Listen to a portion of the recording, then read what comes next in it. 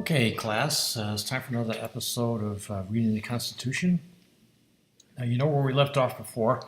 We had already we'd come up with this list of parts of the Constitution. We broke it down into a bunch of pieces to make it a little easier to digest. And there's about a dozen parts here. And you notice we've already gone through quite a few of them. We've already looked at the letter of transmittal, which is the letter to Congress of what should happen next. We looked at the preamble, which is answer to questions what, who, and why. We covered Article 5, which is the amendments. Article 6, which is debt, supremacy, oaths, and no religious test. Article 7, which is the ratification, the signatories, the attestation by Congress. So what should we look at next? And remember, we're trying to do the easiest ones first to get them out of the way. And so let's just take a look at the size of each of these sections here. So there's the number of words in each section. And you notice Article 1, 2, 3, and 4 we haven't done yet. And the smallest one is like Article 4. And we also haven't done any of the amendments, the Bill of Rights or the amendments. But they're all pretty large. So we're just going to, I think we'll do Article 4 now. And so let's take a look at Article 4 here. And the title people give to it is either the states or federalism in the states. So that's what it's about. Now, just one question is, what the heck is federalism? So there I have the question there. What the heck is federalism? Well, what it is a noun. And but beyond that is a form of government in which there is a division of powers between two levels of government of equal status. So that's what federalism means.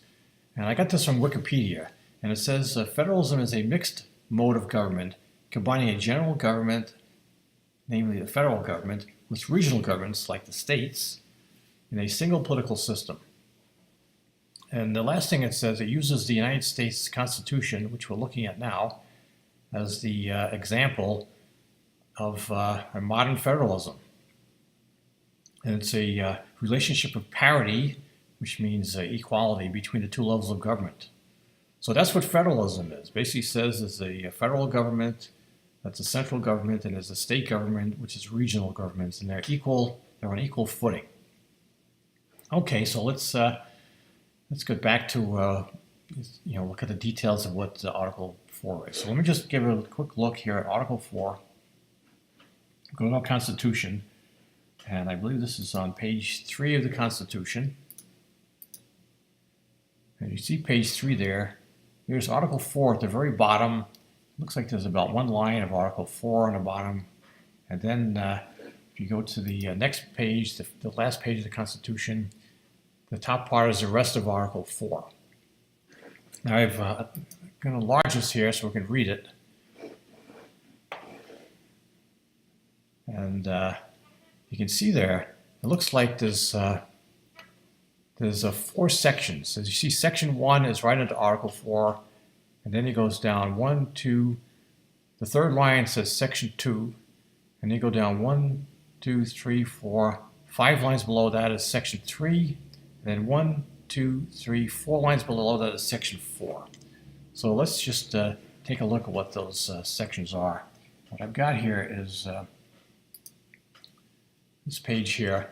I've kind of showed you what the sections are, and these are the names that for instance, constitutional scholars will give the names of those 4 sections. So the first section is called the Full Faith and Credit Clause, and we'll get into in a minute why it's called that. And the second one is called the Privileges and Immunities Clause, and the third one is called the New States and Territories, and the fourth one is the Guarantee Clause. So let's just start reading those things here. I'll go back to our enlarged copy of the Constitution, and you can see I've got the first page on the top there, or actually the third page, the bottom of the third page, and I got the top of the fourth page here. So I'm just going to read Section 1. It says, "Full faith and credit shall be given in each state to the public acts, records, and judicial proceedings of every other state, and the Congress may by general laws prescribe the manner in which such acts, records, and proceedings shall be proved and the effect thereof." So let's let me just show that what that means here. And I'll show it so it's a little easy to read. So it says full faith and credit. Well, I'm actually going to use this book here. This book, the United States Constitution, what it says, what it means. What it does is it describes everything in plain English of what it says. They have the actual text of the Constitution, then it tells you what it actually means.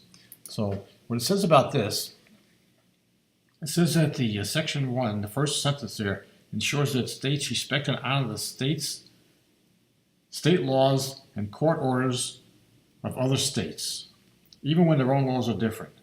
And so, for example, if one state had a bunch of laws about the marriage and divorce and adopting children, let's say New Jersey, and well, other states like Massachusetts or Florida will have to recognize those laws, even if the law is different in Florida or Massachusetts. So that's the first sentence there. Now, if I go read the second sentence, it says, and the Congress may, by general laws, prescribe the manner in which such acts, records, and proceedings shall be proved and the effect thereof. So what does that mean? That means that it gives power to Congress to determine exactly how the states recognize the records and laws of other states.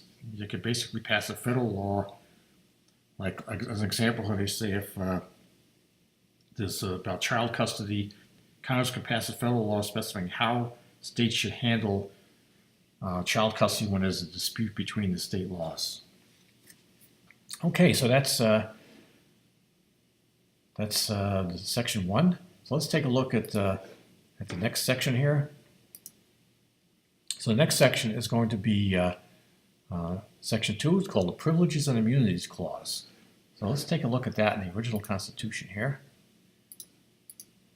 And there it is. And I'll just start reading that one here. So you can see it's actually, looks like there's 1, 2, 3 paragraphs there. So the first paragraph says, the citizens of each state shall be entitled to all privileges and immunities of citizens of several states. So what does that mean? Well, that says that guarantees that states cannot discriminate against citizens of other states. And states must give people from other states the same rights it gives its own citizens. So, for instance, if you live in, in Oregon, and someone from California goes up to Oregon, they need to have the same rights as anyone from Oregon. So that's a pretty good rule to have. And I'll just take a look. I printed it out, easy to read. And I'll just read the second part of it here, from section 2. It says, a person charged in any state with treason, felony, or other crime who shall flee from the justice and be found in another state shall, on demand of the executive authority of the state from which he fled, be delivered up to be removed to the state having jurisdiction of the crime. So this basically has to do with, the fugitives from justice. Someone who's alleged to be a criminal is fleeing to another state. The state he flees to has to turn him over to the original state. So you can't get out, you can't commit a crime in one state and then flee to another state and get away with it. The second state will have to turn you over to the first state. Now this last part here, and we'll look here and see how it's written here. It's the very last paragraph in section 2. And this one, it says, no person held to service or labor in one state under the laws thereof, escaping into another, shall, in consequence of any law or regulation therein, be discharged from such service or labor, but shall be delivered up on claim of the party to whom such service or labor may be due. So let me just show you how this printed a little easy to read. And you notice I have it in brackets there. This is what the book shows here, because this clause in the Article 4, Section 2 has actually been nullified by Amendment 13. So this law is no longer in effect. But it was about someone who was held in service or labor in one state fleeing to another state. So just as an example, if you work somewhere, let's say you worked at Walmart, and you got tired of working at Walmart, and you lived in, let's say, California, and you fled to, you quit, you basically told them, not going back, I won't work there anymore, and you fled to Arizona, well, you wouldn't be discharged from from your service of labor in California, and Arizona would have to detain you, and they could deliver you up to California, to Walmart, and make you go back to work at Walmart. But anyway, this has been nullified. It's no longer a law. Okay, so let's just look a little bit more here at what the next part of this is here. So if I go back to the various sections here. So the next section here is called the New States and Territories Clause. And I'm going to do just this time is just jump right into section 3 instead of trying to read it from the script. It says, new states may be admitted by the Congress into this union, but no new state shall be formed or erected within the jurisdiction of any other state, nor any state be formed by the junction of two or more states or parts of states without the consent of the legislature of states concerned as well as the Congress. And I think that's pretty much self-explanatory. What it says is that, when they wrote the Constitution, they only had 13 states, but it says that they can actually have new states can be admitted to the Union by Congress. So that's possible to do. And of course, we know now there's 50 states, so they admitted a lot more states. And but furthermore, it says you can't form a new state from some area that's within the boundary of another state. For instance, you can't take New York City couldn't become its own state. You couldn't New York State couldn't spin off New York City, and also you couldn't combine two states. For instance, let's say New Hampshire and Vermont are right next to each other, and maybe they wanted to just join forces and become one state. Well, they can't do it. They can't do that. However, they can do it if they have consent of the legislatures of the states concerned as well as the Congress. So if the Vermont and New Hampshire legislatures both agreed, as well as the United States Congress said, they agreed, they can do that. Now the second part here has to do with territories, because not every land that is part of the United States is a state. And I'm just thinking there's probably stuff like Puerto Rico as an example. It's part of the United States but not a state. So it says, the Congress shall have power to dispose of and make all needful rules and regulations respecting the territory or other property belonging to the United States. So that basically says that, it's saying that, basically the United States can do what it wants with the territories. It's not a state. You could sell them to another country, or it could regulate them. And like I said, we've had a bunch of these. I'm thinking like Guam. Even at one time, the Philippines was actually part of the United States, but it wasn't a state.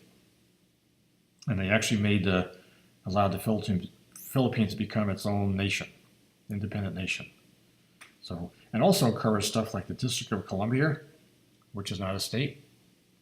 Now, the very last sentence here, it says, and nothing in this Constitution shall be so construed as to prejudice any claim of the United States or of any particular state. And that just says that you can't do anything that harms the rights of either the federal government or the states over the property disputes. Okay, so let's go now back to the outline for section 4. And that's right here. So finally we get to section 4. It's called a guarantee clause. I think I left out a C here. Here's a guarantee clause. And well, let's just take a look at the guarantee clause. Let's go on and look at the original Constitution again. And you can see this is like the last two lines of Article 4, just above Article 5. It says Section 4.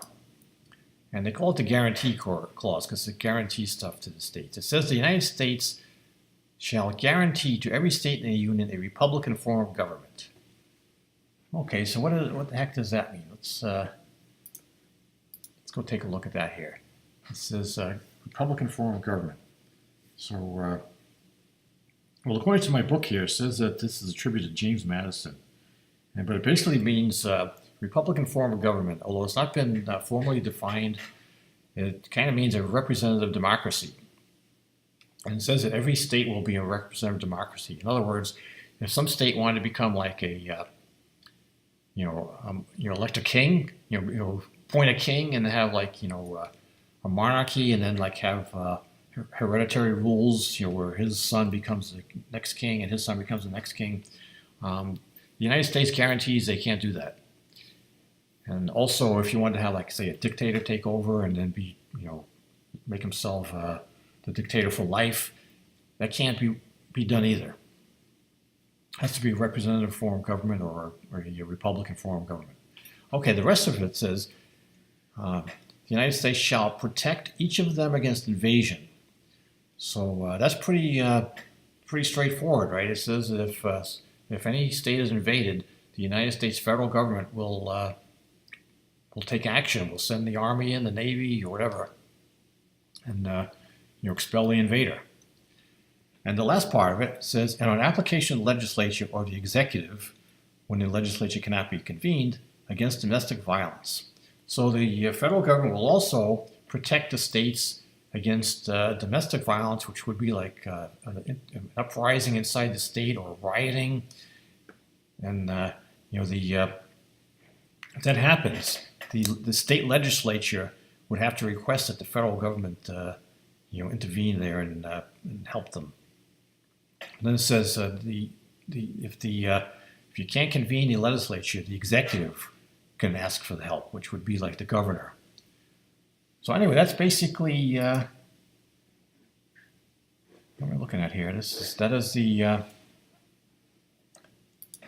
the fourth article number 4. So we've got that pretty much covered here. So next time, I think we'll come back and decide what we're going to cover next.